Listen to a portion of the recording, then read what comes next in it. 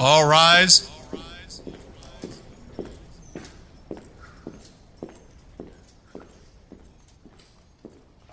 Get seated.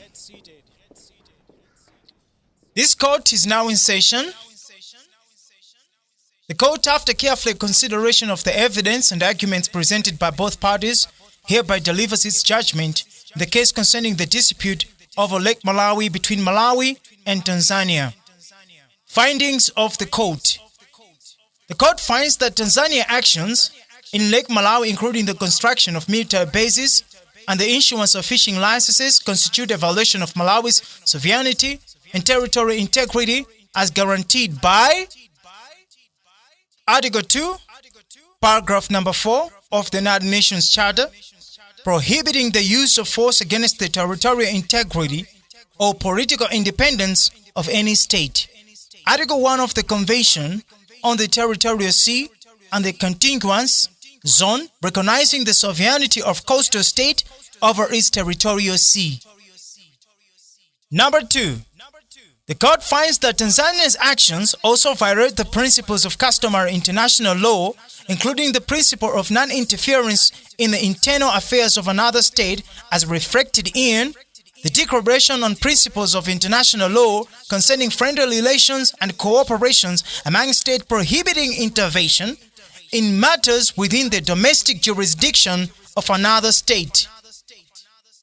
Judgment. In light of the above findings, the court hereby delivers its judgment. Number 1. The court declares that the boundary between Malawi and Tanzania is the shoreline of Lake Malawi as re-established by the 1890 Agro-Germany Treaty. Number 2. The court orders Tanzania to immediately cease and desist from any activities in the lake that violate Malawi's sovereignty and territorial integrity, include the construction of military bases and the issuance of fishing licenses. Number 3. The court awards Malawi compensation of the amount of $150 million for the damages and losses suffered as a result of Tanzania's actions. Non-compliance and enforcement. In the event that Tanzania refuses to comply with the court's judgment, the ICJ may take the following actions. Number 1. Article 94 of the United Nations Charter. The ICJ may refer the matter to the United Nations Security Council for enforcement. Number 2. Article 41 of the ICJ Statute. The ICJ may indicate provisional measures to ensure compliance with the judgment. Number 3. Article 27 of the ICJ Statute. The ICJ may request the parties to provide information on the implementation of the judgment. Consequences of non-compliance. In the event that Tanzania refuses to comply with the court's judgment, it may face the following consequences. Number 1. Economic sanctions. The United Nations Security Council may impose economic sanctions on Tanzania for non-compliance. Number 2. Diplomatic isolation. Tanzania may face diplomatic isolation from the international community for refusing to comply with the court's judgment. Number 3. Loss of credibility. Tanzania's refusal to comply with the court's judgment may damage its credibility and reputation in the international community. Number 4. Suspension of international cooperation.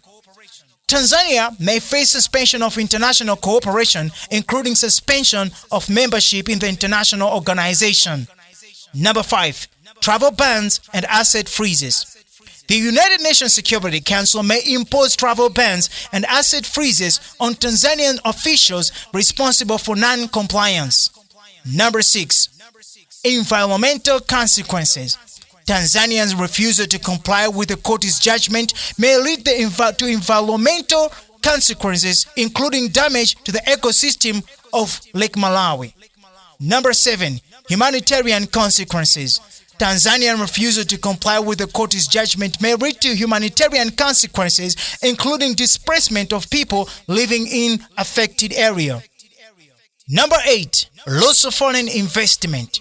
Tanzania's refusal to comply with the court's judgment may lead to a loss of foreign investment, as investors may view Tanzania as a high-risk destination. This also marks the end of our judgment delivery this morning. To all participants, I offer these final words of wisdom. The resolution of dispute between nations requires patience, persistence, and a commitment to peaceful dialogue. May this judgment serve as a catalyst for further cooperations and mutual understanding between Malawi and Tanzania, even as they navigate the complexities of their shared border. On behalf of the International Court of Justice, I extend our best wishes to both Malawi and Tanzania. May the waters of the lake bring life, prosperity, and peace to both nations and their peoples. This court is adjourned. All rise.